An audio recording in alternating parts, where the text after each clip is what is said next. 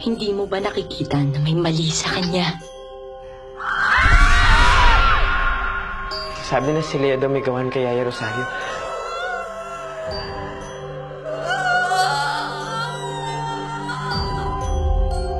Sa tingin ko walang kinalaman ng bata dito. Sigurado ka ba?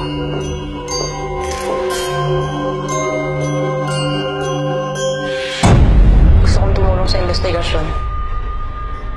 Naniniwala ka ba sa demonyo? Baka ikaw may kasalanan kung ba't nagkaganyan ang anak natin.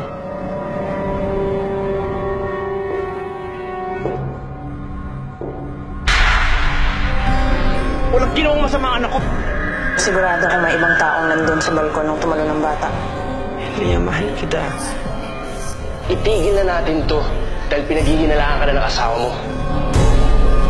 May naririnig akong mga boses. May mga pinapagawa sila sa akin ayaw kong gawin. Hindi ka ba nakakasiwa sa ginagawa natin?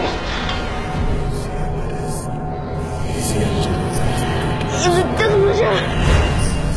Kailangan niyo bumuhay.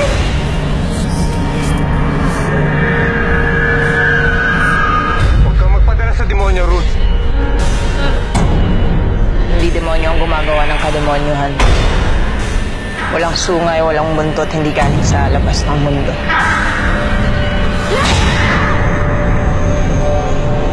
Tao, Father, tao pa rin.